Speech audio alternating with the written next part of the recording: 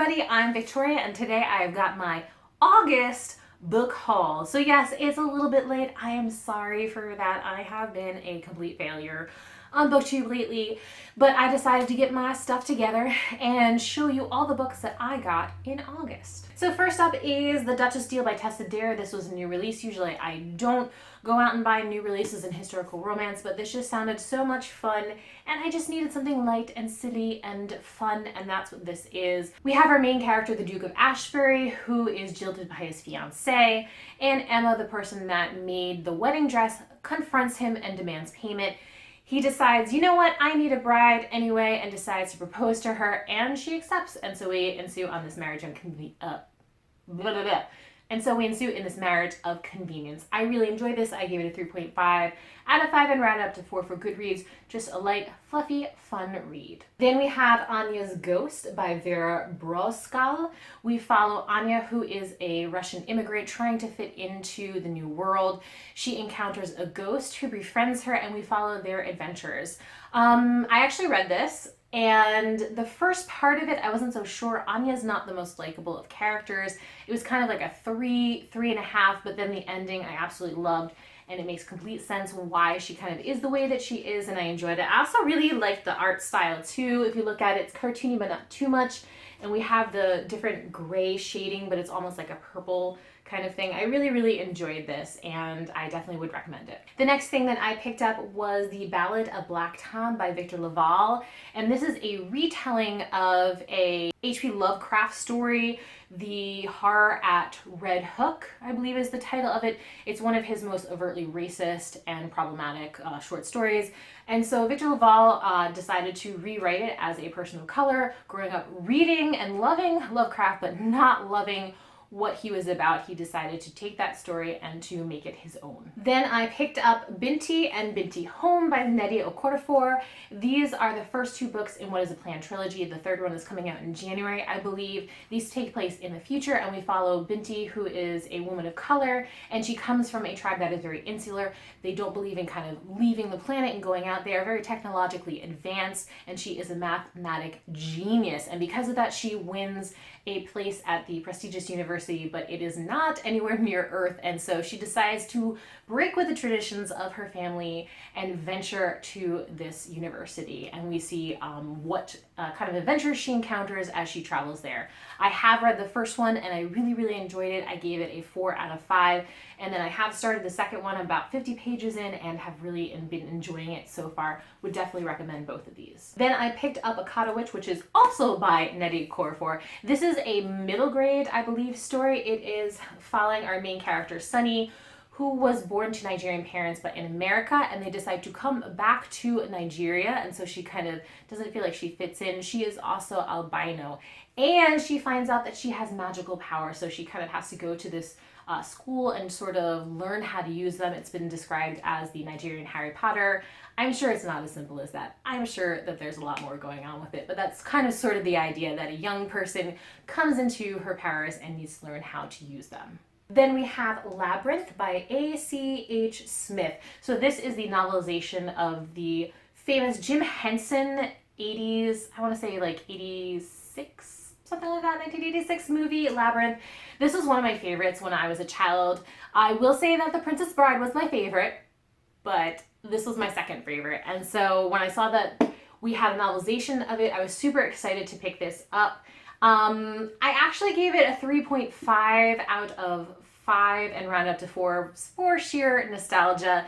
It's not the greatest. It's, if you are very familiar with the film, if you can like quote it like I can, then this is kind of going to read like a screenplay. It sticks very close to the movie. There are some insights into the character, especially like dealing with her mother, Sarah's mother, which is interesting, and I loved all those like little breadcrumbs that we got about extra things, and that was wonderful, but I wanted more of them and we didn't. I also thought that this cover is extremely boring and plain, which stinks, but what we do get at the end, which is fantastic, are we get sort of some of the different conceptual art throughout, which is awesome, and then we also get little snippets from Jim Henson's actual notebook when he was starting the journey of figuring out Labyrinth. So that was interesting.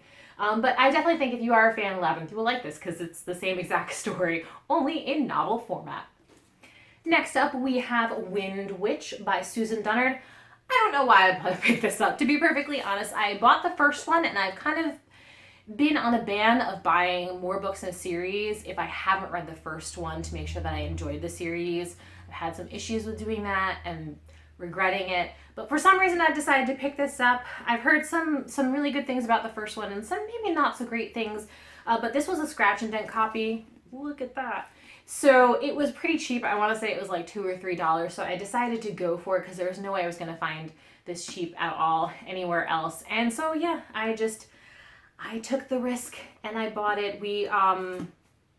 I should probably tell you a little bit about this. So from what I know, this is a YA fantasy novel, and we do follow like a very close female friendship in this world. People have different magical abilities. So the first one in the series is Truth Witch, and I guess the witch in that can understand who is telling the truth and who is lying. I'm assuming in this Wind Witch we follow someone that can control the wind. Next up, I got Magic Bites by Ilona Andrews. So yes, I've already read this book. I absolutely love it. This is one of my favorite urban fantasy stories. I highly suggest you go out and get it. This is by Ilona Andrews. This is a husband and wife team that write this. But I did not have this in hard format. I had this in an ebook format, so I decided to get this. So there's about 100 pages of bonus material with summaries and definitions of different things and character summaries. And there's also a short story. And I'm planning on eventually doing a reread of this entire series, and so I definitely wanted a few of these in actual physical format, so I decided to pick this up. This is about Kate Daniels, who is a mercenary in Atlanta. This is after magic has reemerged, and so whenever magic is high, electronic things don't work, so you can't use your phone, you can't use a car, but then the opposite happens and magic is lowered and then you can use those electronic devices. As I said, she's a mercenary, and we also meet Curran, who is the head of a pack of animals. He is a were-lion. He can shapeshift into a lion, and I really enjoyed this series, and I was super excited to be able to finally get this super cheap for the first book. Then I picked up Winter Song by S.J. Jones.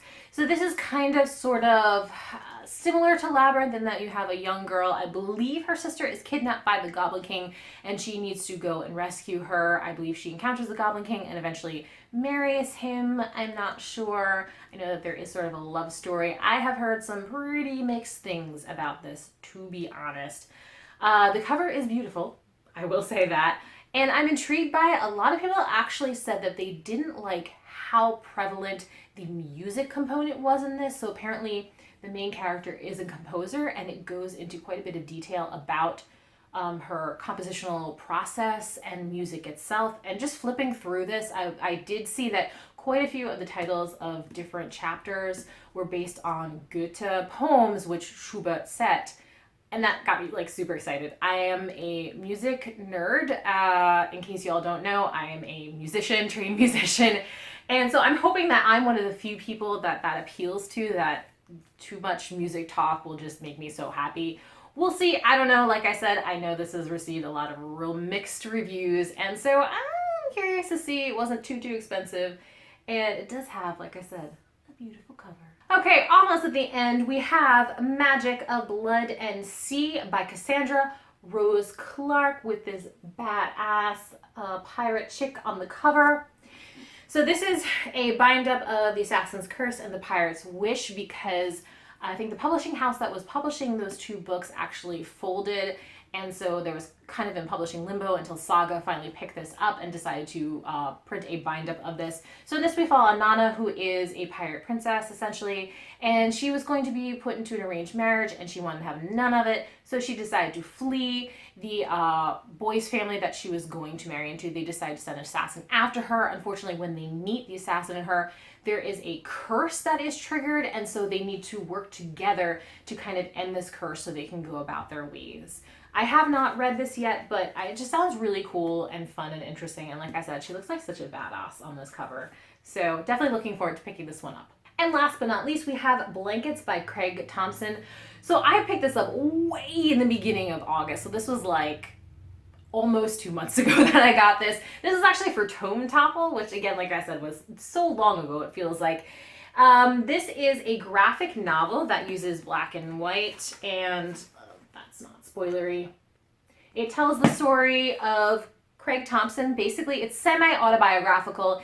He has grown up in this sort of fundamentalist Christian household, and this is him kind of trying to navigate through the waters of teen and then your early years in college, just a little bit at the end, but it's mostly focused on his first love and how bittersweet that is. We all know that first kind of love where we think it's going to last forever, but it sort of doesn't. And so it's very poignant. This is not a book that I would have normally picked up but I did because of the tome topple, and we needed a book that was like ginormous. So I decided to pick this up, and I got this used. It was like $8. Normally it's like over $20 full price. I think the actual cover price is $29.95. Oh dear.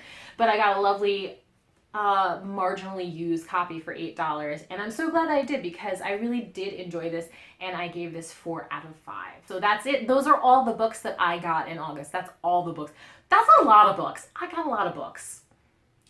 Whew, I think I have a problem. So those are all of the books that I got in August. I know it's a little bit late, but what about you guys? Have you read any of these books? Are you planning on reading any of these books? I'd like to hear down in the comments below. As always, thank you so much for watching, and I hope you have a wonderful day. Bye.